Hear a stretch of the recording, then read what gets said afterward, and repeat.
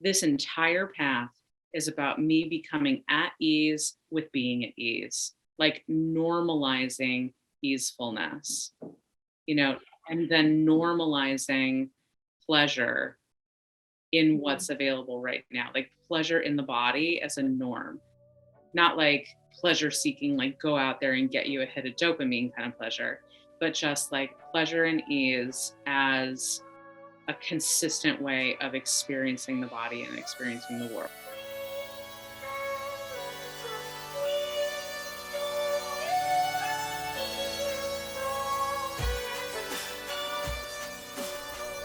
Welcome to the Mystics Rising podcast. I'm Jen Riley, and on today's episode, we are going to interview Julianne Otis. She is a somatic healer and energy worker, and I've had the pleasure of getting to know her through the Rising Practitioners group and some one-on-one work that I've done with her.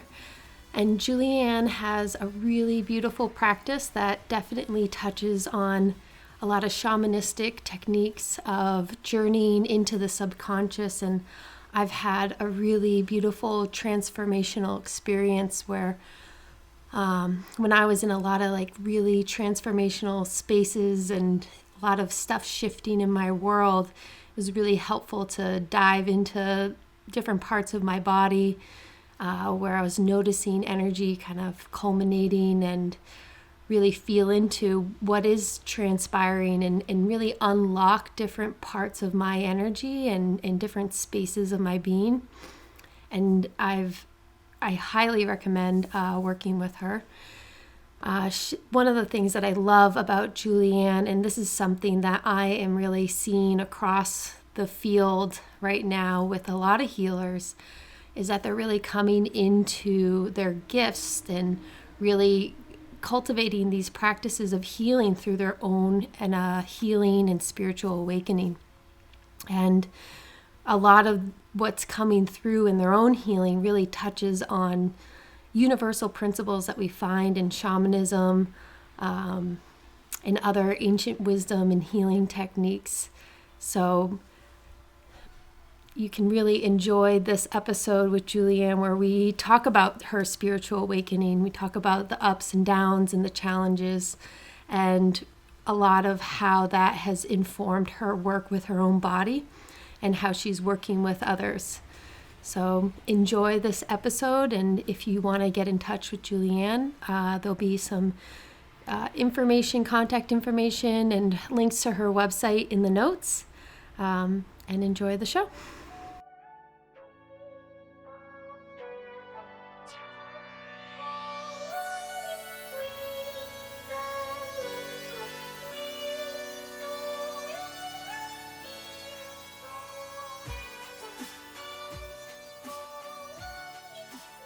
I am so thrilled to be here in this conversation with you, Jen. I feel like this has been maybe a year or year and a half in the making since we first connected and did some journeying work together. And I just want to say I appreciate the intensity that's available. Like there's such a strong container for your intense experience, my intense experience, other people's intense experiences as they go through their healing journeys, their awakening journeys. And so I love that this conversation can also be a container for recognizing really intense experiences that people are having globally on the planet right now, and especially in the United States, where we both live, just to recognize the profundity and the intensity of what's coming forward. So, and also to appreciate that over the last year to year and a half, there's been a real faith in the timing is what I sense, and like both our relationship and coming to this conversation on the podcast and also in your journey and my journey. It really takes something to go slowly. It really takes something. I kind of feel like my whole life has been learning to be comfortable going slowly in the same way that my whole journey is about learning how to be at ease with being at ease. Like instead of like, I'm feeling like things are really easeful and like, oh, that's a problem. So anyway, so I want to acknowledge you and acknowledge what it took for us both to come to this point and have this conversation today. My name is Julianne Otis. I'm an intuitive healer and a somatic therapist based in Massachusetts, but I work globally with clients from all around the world in remote healing work and also in in-person sessions as well. And yeah, I'm just really excited to talk about what the process of awakening can look like for individuals. I'm happy to share my own journey. And then globally, the awakening process is underway and we have some choices about it and some things we don't have choices about. So yeah, I'm excited to get into it. I appreciate your appreciation. And I guess what's ringing true in me still is this this piece around intensity and like intensity in our own journey, intensity in the collective journey. And I guess what's coming up for me now is I would love for you to maybe share like what was the intensity of your spiritual awakening journey and how has that informed your current state of being. And yeah, I guess like what was I know that we've talked a little bit about it, so I have a couple of tidbits, but I'd love to hear more detailed rendering of your experience. Sure. Yeah. For anybody who's listening, who's going through an intense existential awakening or spiritual awakening or Kundalini rising, they will know that like you can't even put into words how effing intense it is. Right? Like you can't, I mean, it's so hard to even put into words. For me, it really was put into words through poetry. And I'll talk more about that later. But it really seemed like the only way to convey the intensity of what that experience was like was through some artistic medium, some creative or artistic medium. And I found that to be true with my clients as well. That it's drawing or it's painting or it's movement or it's writing, that creative expression is often required to be able to be in dialogue with what is happening through the body. My awakening started around 2011, 2012. It was catalyzed by a relationship that I came into at that time, in which almost like if a seed was in the earth and then the moment arrived for it to germinate and sprout forth. What germinated and sprouted forth for me was that like the alarm clock had gone off and it was time for me to heal from sexual trauma that happened when I was younger. And along with that came reintegration of all the parts of me that were spiritual, sexual, and creative. And for me, that's the braid of the divine. So divine energy or universal energy comes through as spiritual, as sexual or intimate or romantic or sensual, and then as creative and artistic. So those three are the braid of divine energy for me, or universal life force energy. So those three pieces had been largely kept in a very controlled pen for me, that I held the key to the gate on that. I was materialistic. If I couldn't smell it, see it, taste it, then it wasn't real. I very almost evangelically, but very assertively would shame or shun anything that was woo-woo or non-materialistic. And, any kind of like, yeah, it's funny though, because I was already like, since I was a kid, I was like reading A Witch's Bible Complete and Ram Dass Be Here Now. And I was a philosophy major. And it's like, so like I was into all this stuff. And I had been studying Buddhism and meditating and really committed to metta practice since 2003. But it was like a dual life. It was like a dual life. Like my out there, outward projecting life, most of my relationships, it was very materialistic. And then in this kind of inner life was this very controlled and segregated experiences of the spiritual, experiences of the sexual, and experiences of the creative. So time came, pop-up timer, seed germinating, and those were like, yep, we're integrating now. So full integration. And then they were like, and by the way, also like, we actually steer the ship. And in fact, we are the ship. And in fact, we're also the captain, and we're the water that you're sailing on. And in fact, we are all things.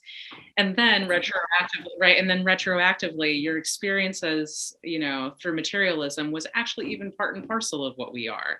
Like nothing is excluded. That's beautiful. So, I mean, it's really, right. So it's I think it's Otto Scharmer talks about like, you're the one perceiving through the telescope. You're the objects that you're perceiving. You are the telescope itself.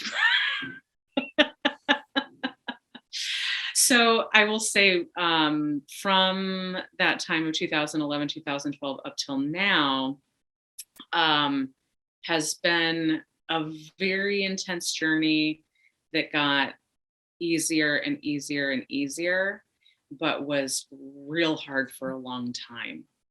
And I want to say that because if there's folks out there that are going through an awakening, I promise you it will get better and worse and better and worse and better and worse and better and worse. And then every once in a while, you'll look around and be like, oh my gosh, if I look back, it is amazing how much easier, how much better this is, or how much more support and community I have, or it's amazing what I've shed and let go of. But in the day-to-day, week-to-week, month-to-month, like the waters, the big waves still roll, you'll have easy seas and you'll have, you will be in the middle of a storm where you think that like life, that is just what life is. Like there's just, it occludes out so much else, I'm curious, when you were talking about this like integration piece, how was that? I feel like there's so many different modalities for integration. There's so many different ways that we just naturally integrate. I'm curious what it looked like for you when we say integration. Like what was happening, or how were you making sense of it, or how is it making sense of you? And yeah. Yeah, that's really perfect. Yeah, so 2011, 2012, I did some incredible work with Sharon Bauer, who's a spiritual counselor, therapist, does incredible work in focusing oriented therapies, which I now practice, have included in my toolkit,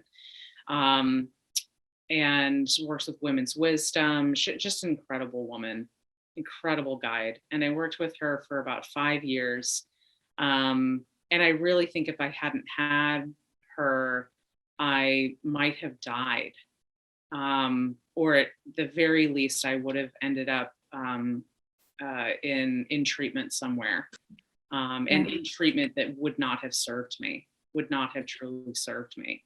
I think that's one of the biggest challenges, is actually finding the healer or the guide who's really responding to the context of the truths in your world and isn't part of the old world that you're ready to shed. That's a big challenge. So I was very lucky to find Sharon. Poetry started pouring out of me. In 2014, I wrote maybe 350, 360 poems. And poetry was a conduit throughout, from the time of that awakening starting up and for really 5-6 years. I ended up writing three poetry books, began to perform as a poet. So that was a very important part of the conduiting. It really was just like I would show up and it would come out, and it just felt like it almost had nothing to do with me and everything to do with me. So if there's an experience of that my clients have, that's the place to go. If something is just calling and this is how information wants to come through and come out, like just let it have its way with you. If it's not causing physical and emotional harm, right?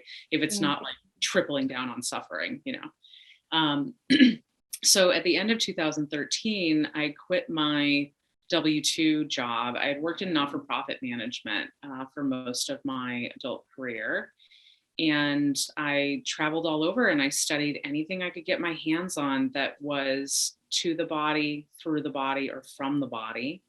That included a lot of study of the Buddha's suttas on satipatthana, or mindfulness of the body.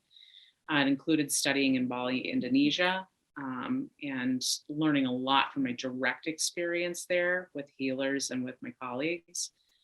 Focusing oriented therapies, very vital still with me today. It's one of the core pieces I use. Authentic movement or contemplative dance was a huge piece for me, allowing the body to move in a way that it wanted to move instead of being directed by the mind.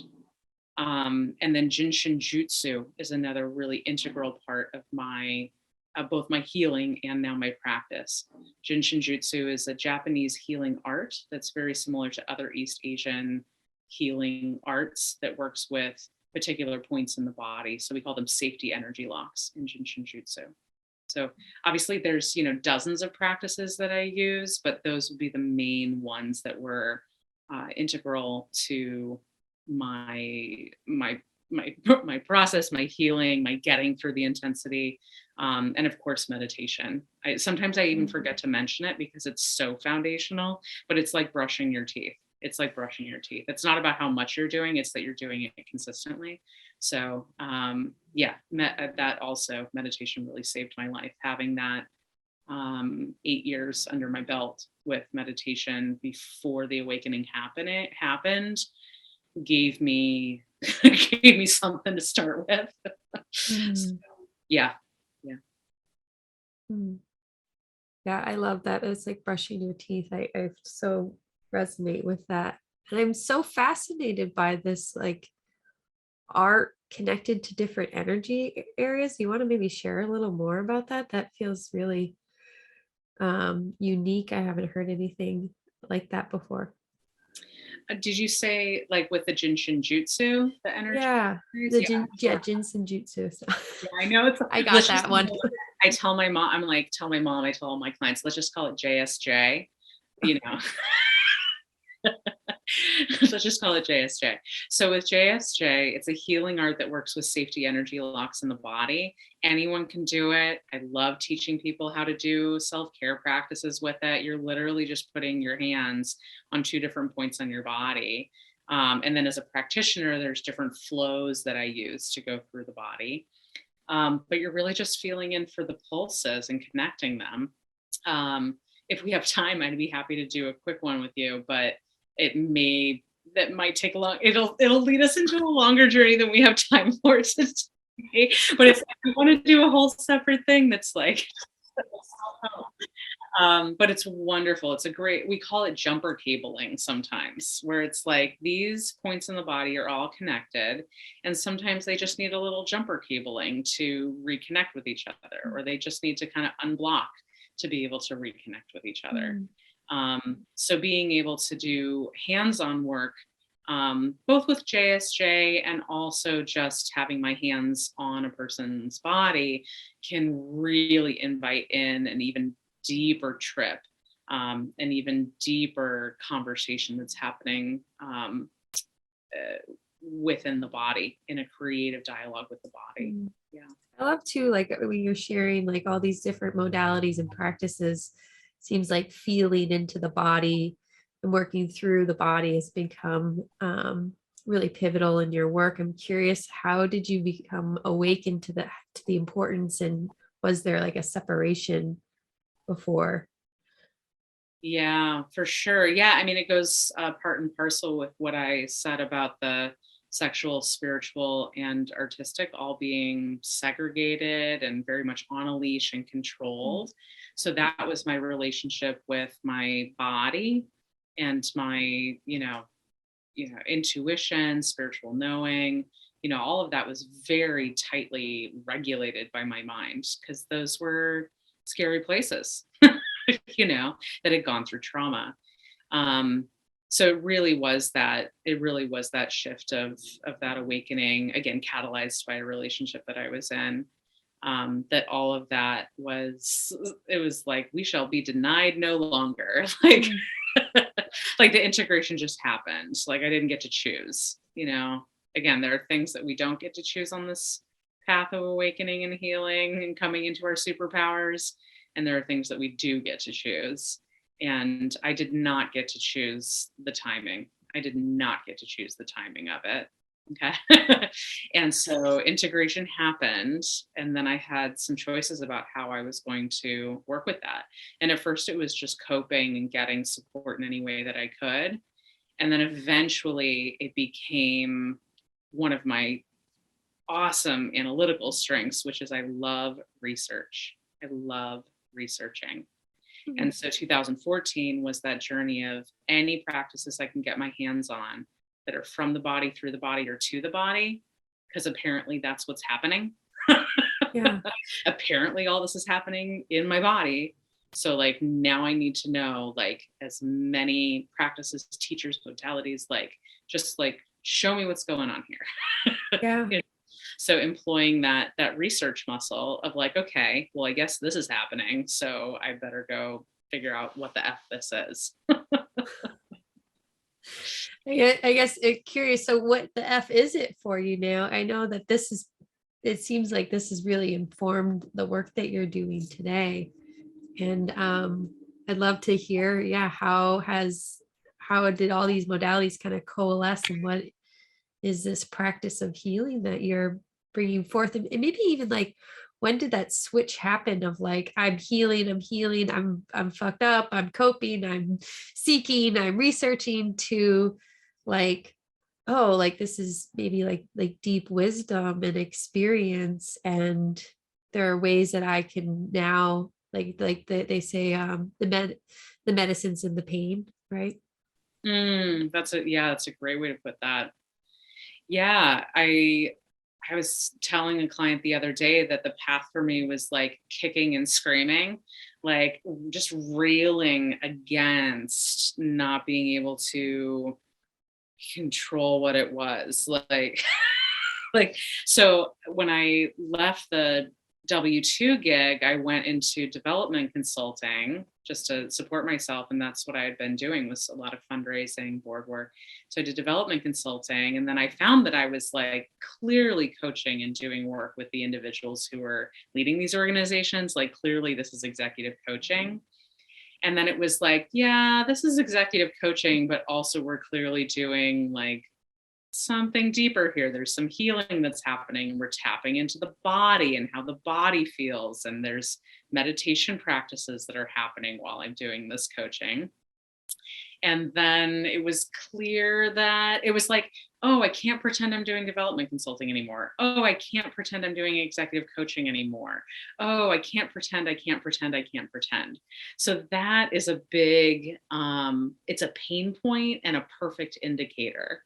Like, oh, I can't pretend anymore that that's not what I want, or that's what I'm drawn to, or that's what's happening. But it's not a straight line. Like when I went to Bali, Indonesia, I had some profound healing experiences in which I offered healing to some of my colleagues who were there, like profound experiences. But the reality of who I am in Bali is very different than the reality of who I was at that exact moment in time space in the United States. So when I came back to the United States, that was not a possibility to go out and be a practitioner in that way, in this culture, given the story of who I was at that moment in time space in this country. Right. So, yeah. So it's The stories we create. yeah. Yeah. Yeah. And the stories we're surrounded by. Like, the reality of what's possible in healing in Bali or in Thailand or in India, very, very different than what we consider the limits of what's possible in the reality in the United States of how healing works and what healing can look like and what causes healing or prevents disease, right?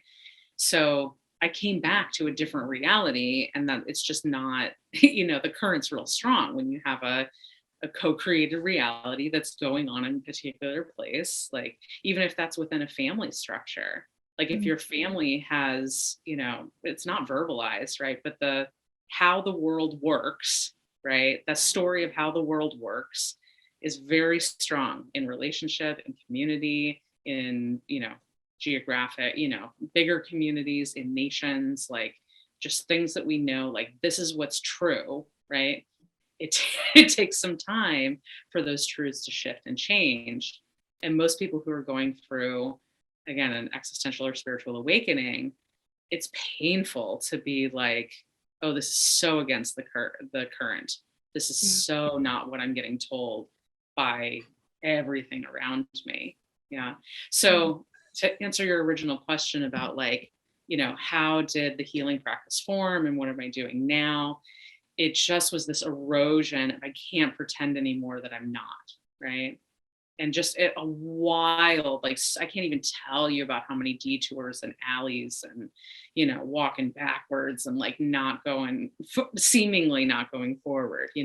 I cannot describe in words how nonlinear this journey has been. And now 10 years later, I look back and it is totally, I've come into my birthright. Totally, I've come into my birthright. So the work that I do now is just one-on-one work. I had to let go of a lot of practices and offerings and identities to just allow this to be at the center, to just offer this. So I just do one-on-one work with healers, with coaches, with consultants, with paradigm shifters. So I work with people individually to do somatic therapy and intuitive healing to radically change their reality so that way they can go on and radically change reality for everyone else around them. Yeah, I love that. I've been a little bit a part of this journey over the past year, and I recall like a couple of times along the way where you were shedding some of these modalities with full consciousness of, I really love this thing that I'm doing. I want to say some of it was even art, like you're an artist and, it's something that's been really, I want to say fun and like life-giving for you. Totally. And to just, I've just been so deeply inspired by your level of commitment and integrity to like really getting, I want to say like the alchemy that I've witnessed you in of like really honing in on like, this is the thing that I'm doing. Like, this is my like gift to the world, and just being so like discerning and clear and committed to your gift to wipe away things that even might seem like fun or could go or whatever, to just be like, no, like this is what I meant to do, and to come into that space. I feel very inspired. Awesome. Yeah. And as you say that word, discerning and clear, there's like nothing tastes like clarity tastes, like nothing tastes like clarity.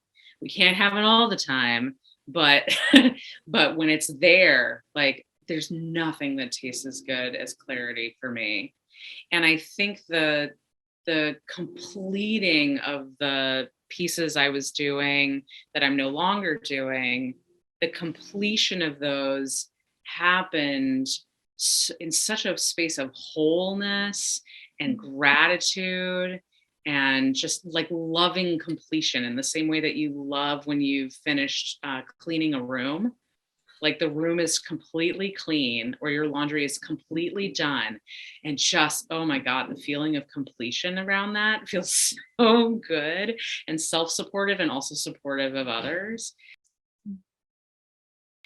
I think it was my commitment to ease. I have these hoodies, and on the back they say Ministry of Ease.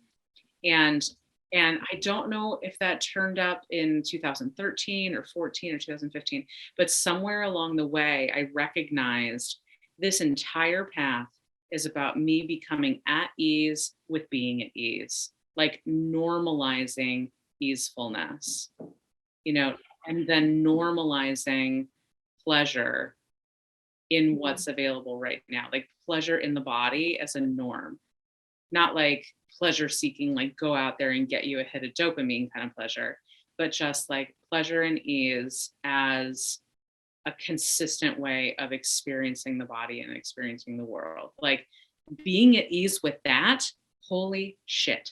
So so that commitment to ease has been a guiding light. Like, how could this be easier? How could this be more easeful? And that just naturally led to the completion of huge pieces. Like, I just finished a 7-year career as a public artist, doing large scale interactive artwork that incorporates somatic therapy. Like that, those were huge, amazing projects that like they were incredible. I loved them. That's a big piece of like what I was called to do.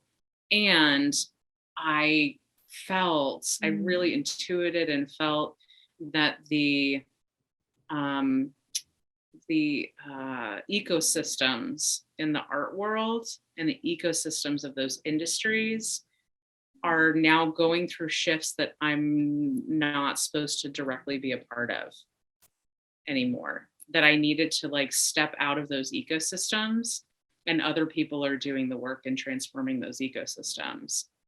And there are other ecosystems. My ego wants to say there are larger ecosystems that I am now working with now. Like, but that's, I don't want to make a hierarchy.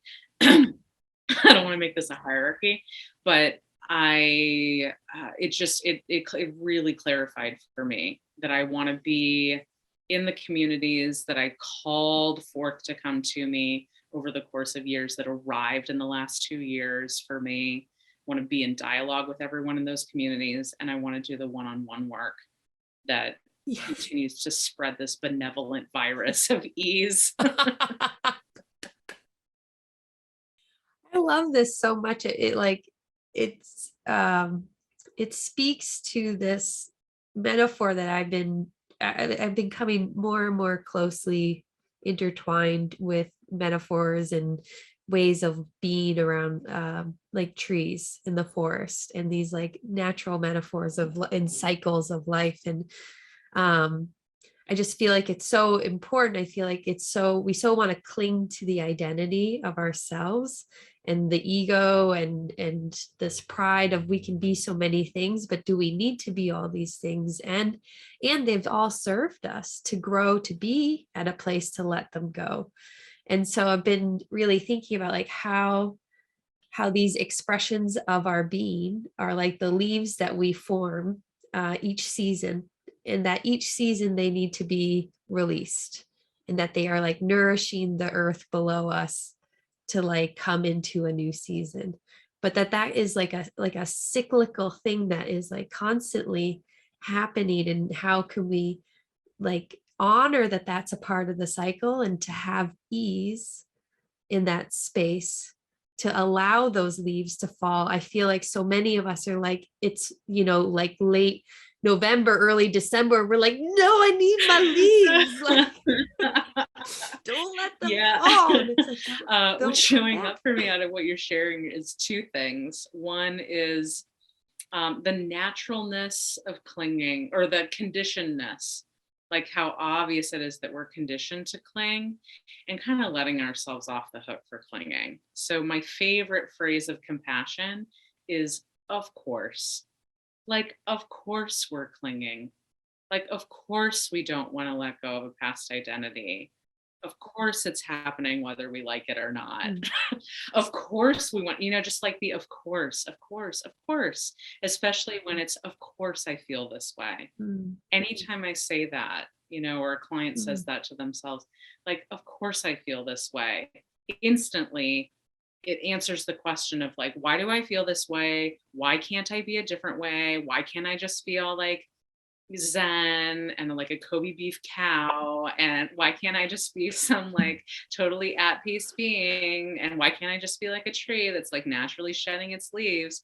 But that phrase, like, of course, you amazing human being who has been influenced by these circumstances and conditioned in this way, like you can just name them right away. Like, of course. Um, the other piece that shows up for me out of what you're sharing is something that I shared in a community talk a couple of weeks ago, which is that the death rattle of something dying is very real, and Mm. it's a great sign. It's a great sign, like the death rattle or the friction or the constriction or the trying to prevent something from going away. I see it right now in our oligarchies. I see it right now in really oppressive and suppressive regimes, governments, strong oppressive institutions. There's a death rattle happening because it's eroding from within. Mm. It's not eroding in a top down way, like some peaceful army went out there to fight it. Like, no, it's eroding from within, individually, in relationship, and collectively. And so it makes total sense that there would be this like foaming at the mouth and fury and wringing of the hands and like tantrum cry in aisle 6 of the grocery store. Like it just made like, of course, these Mm. systems and individuals are going to scream out even louder because they are eroding from the inside. God, what a powerful image that is of the eroding from the inside and just being like left to a certain degree with like a shell of what was there. And then you can just like poke a hole right through it. Mm. It almost reminds me of being in what's the space called on Star Trek when you go in and you have a virtual reality? Anyway, the virtual reality box that you go into, right? Uh-huh. And it's like as if you were in one of those. It's also very Matrixy. I'm sure everybody's seen the Matrix, even if they're not Star Trek fans. Well, it's The simulator. another one's coming out. Yeah, the simulator. But it's like suddenly some of those like bright blue energy grid lines are like showing through the wall of this like Mhm. perceived scaffolding or structures. And so when I say eroding, it's almost like when a dream starts to fade or when a nightmare starts to fade. Yeah, when it's just, things crumble that had such a strong facade. Or I think of like I went to a Western movie set once where like the front panels of all these um houses and businesses, like it was just a front, there was nothing behind them. And I see similar things in the dream work that's happening now in my own prophetic dreams and in the dreams of my clients. So a lot of, and I'm totally curious if any of your listeners have had these experiences. So dreaming of secret rooms or hidden rooms that you discover. Yeah, did you? I just had one. So I would love to talk with you about that in a separate conversation. So those are happening right now. Like you're discovering the secret room. Most of the time, those are actually really positive dreams and encouraging dreams. Most of the time, people have a sense of like, oh, I own this room, or I know this room, or I had this room all along. There's a lot of variation, but so the dream of the secret rooms, hidden rooms, rediscovered rooms is happening a lot, and also dreams about foundations or facades disappearing. And sometimes early on when having those dreams, it's very scary. But then later, I at least have had these dreams, and a couple clients have had these dreams where they see that it means nothing. Like we had thought that it was holding up the entire building, or we thought that it was like the structure that had to stay in place. Otherwise, like was over. But it actually was just this propped up fake support. And I see that happening in our economic systems right now. So, but that's a whole other conversation about crypto and decentralized everything. So that's a whole other conversation. But I'm glad to hear that you had a dream about a secret room. That's so cool. I've had a couple of those throughout time, but I did just have one the other day of this like secret space that opened up for me. And so my dreams have just been so prophetic lately. I can't even, having like a hard time actually getting, I feel like quality sleep. But I feel like all this feels like I kind of circling back to the beginning of our conversation, like the intensity. I'm curious, like with your client work and kind of with what you're seeing, like what is this intensity of the transformation that we're in, or what's alive in you around intensity in the collective or in individuals?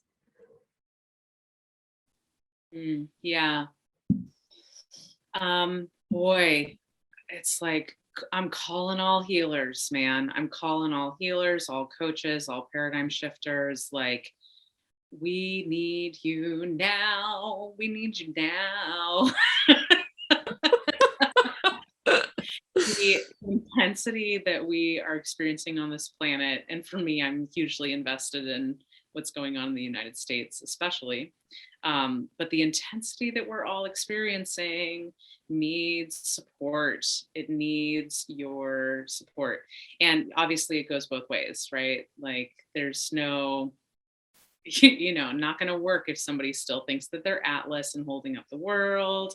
Not going to work so great if you're continuing in the rescuer role. Not going to be great if you're not getting some active investigation into the wounded healer.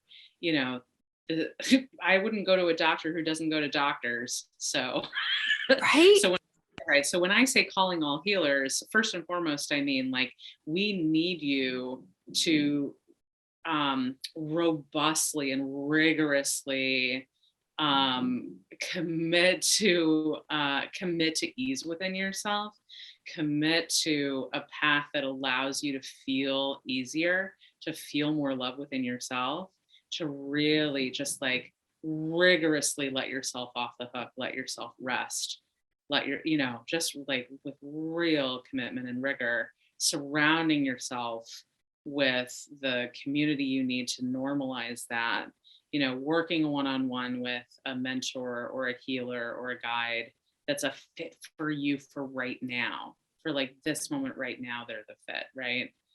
And we need you to do all those things because we need you to support other people. And we need you to support other people that doesn't feel like you're going to do a tour of war. We need you to go and support other people in a way that you feel like you are charging your own batteries, or even like oftentimes I'll feel like I'm getting to eat candy when I work with people. Yes, there's this like reciprocity loop that is getting recharged through the effort and the work with someone. Yeah. And I love this, like coming back to this ease as an indicator, as just like as information. And I think for so long I fought that. I had the story, right, that you have to work hard and you have to persevere and you have to overcome, and nothing comes without hard work, like all these stories of our society that are so praised and so rewarded.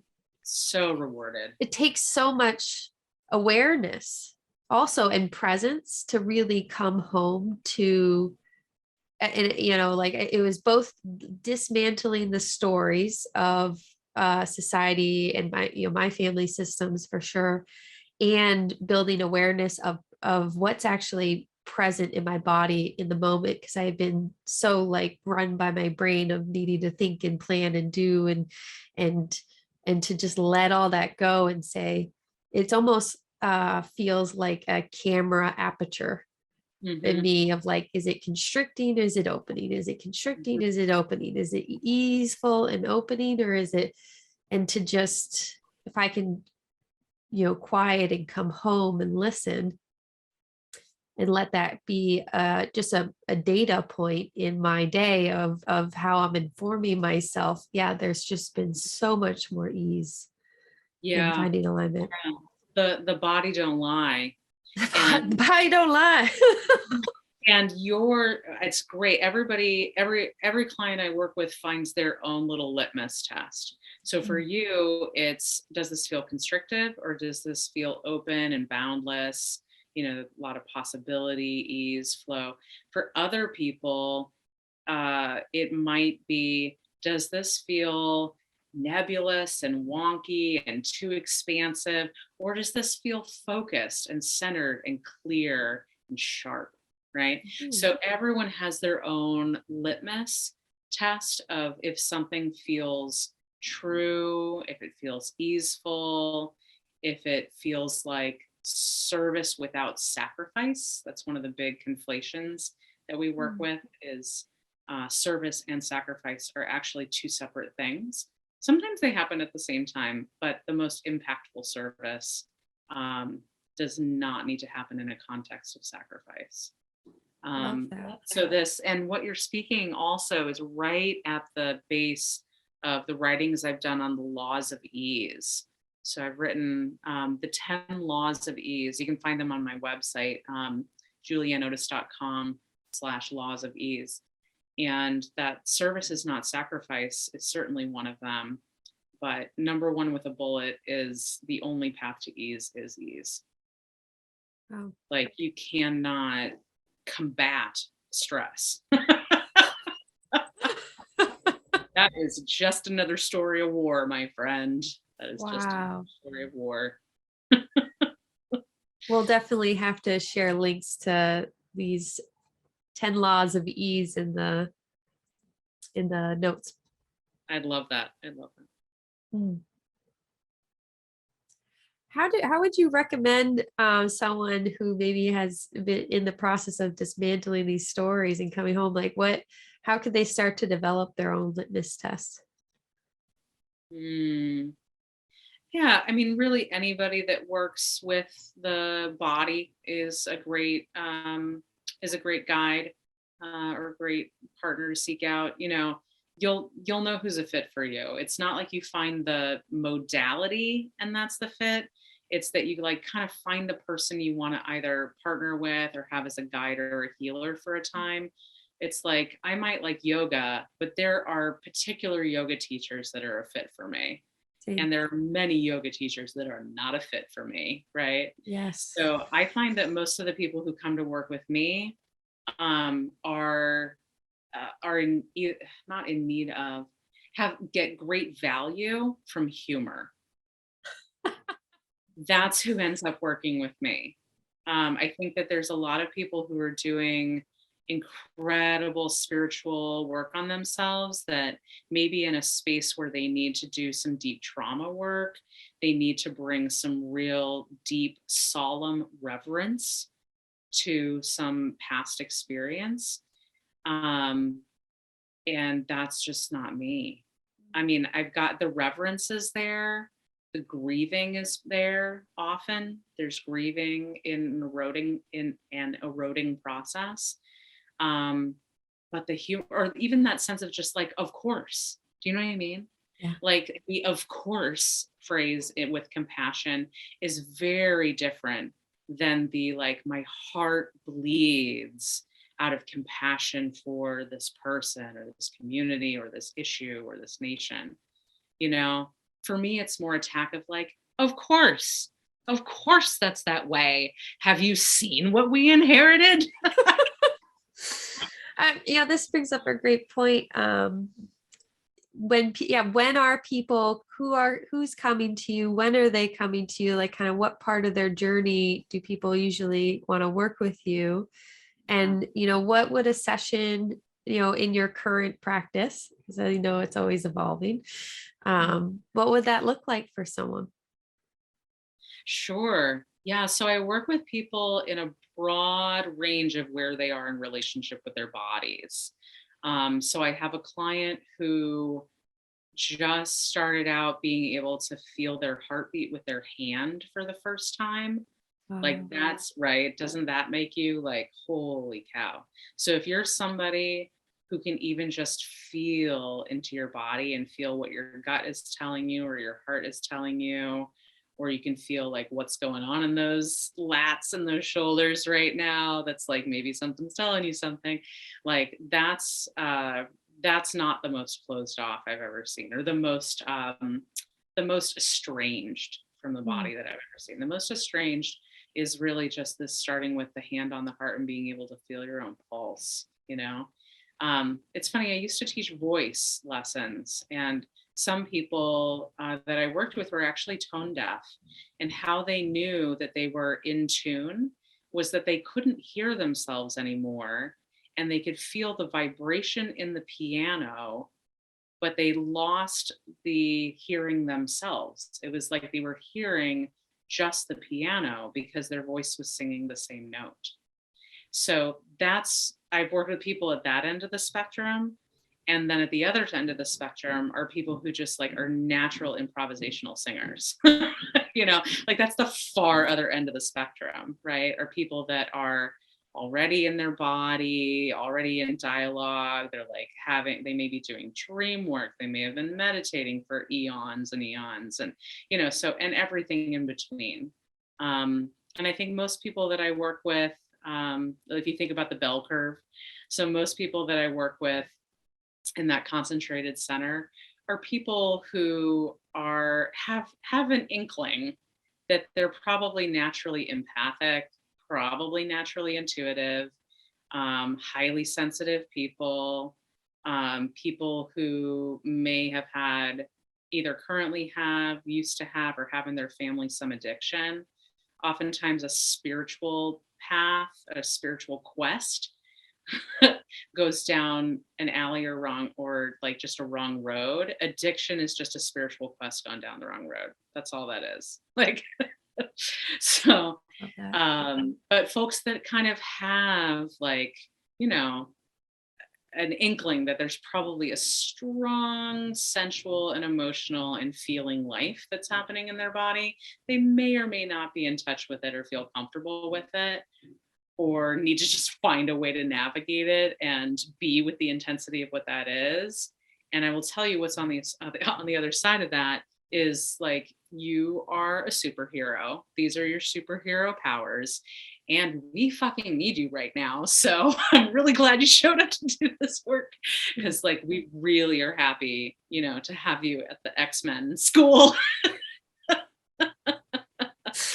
So I offer folks a free 30-minute consultation, and you can find that at my website, julianneotis.com. If someone decides to work with me, we have one full session remote, so via video. People are often shocked at how much energy work we can do via video. I'm sure you can attest to that. Yeah. But yeah, we had some pretty, you had a pretty amazing trip.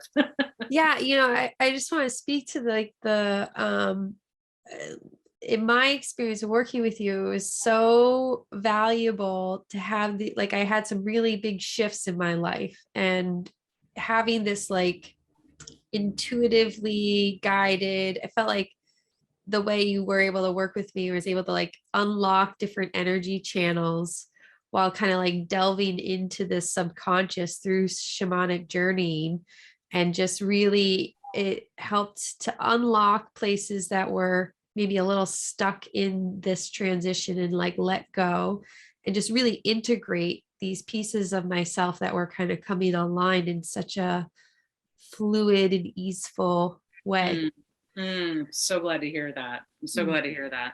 Yeah, this remote work is so powerful in unique ways.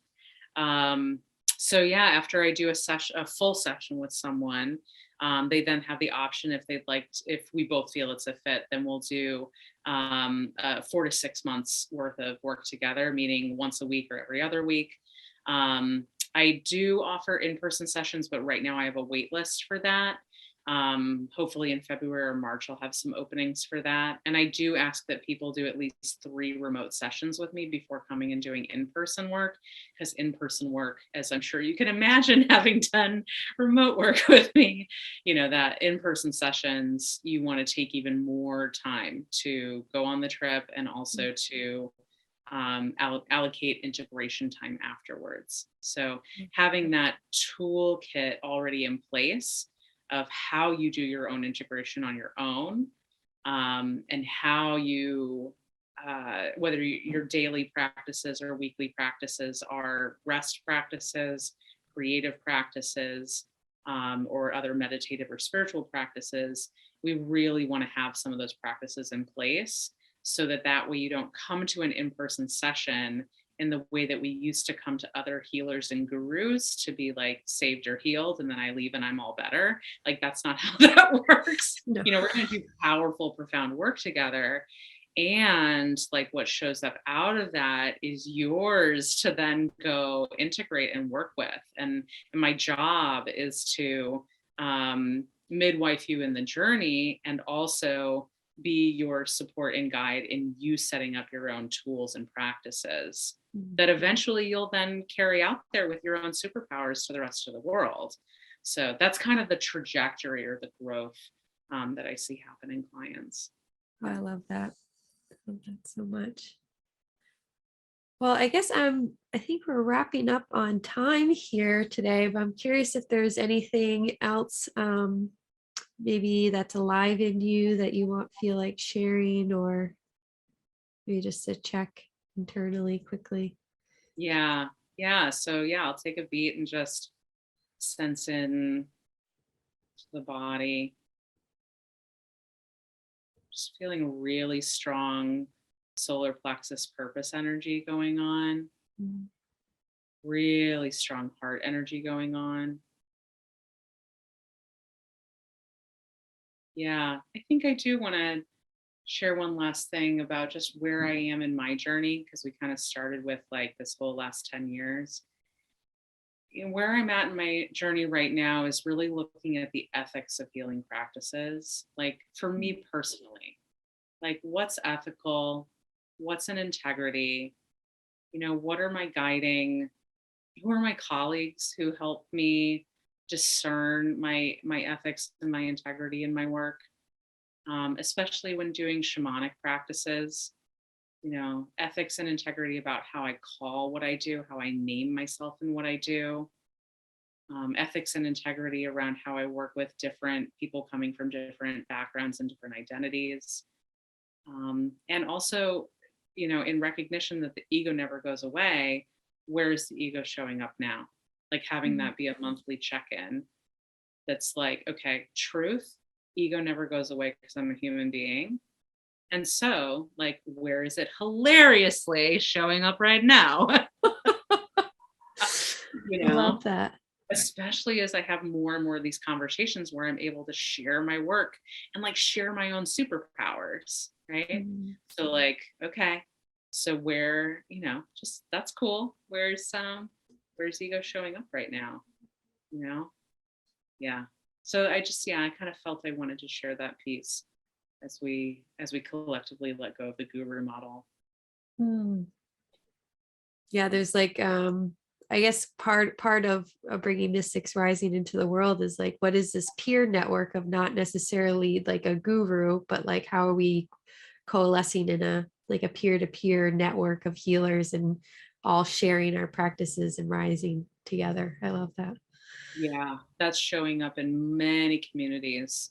If folks feel called to, if any of these feel like a ping to you as you're listening, I would check out STOA, STOA. I would check out Rebel Wisdom. I would check out Emerging Leaders Project or Emerging Leaders Global Community.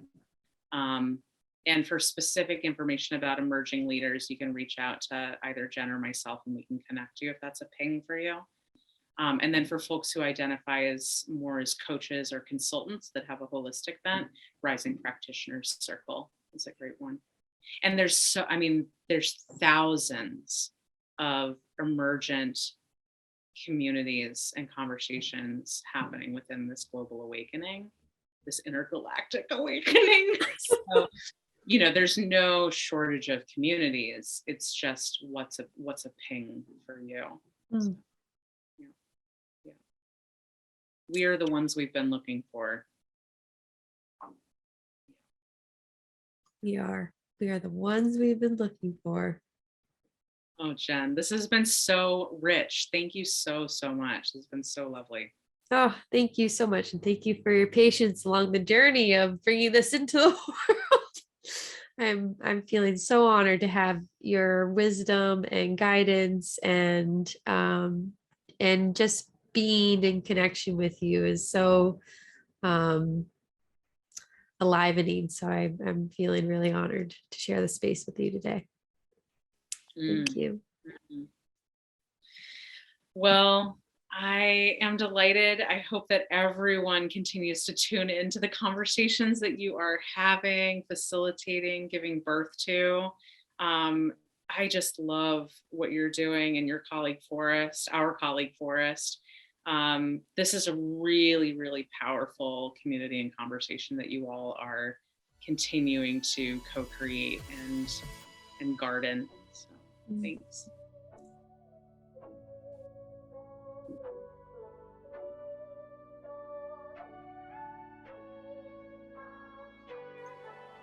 You can find more recordings, classes, and events on mystics-rising.com.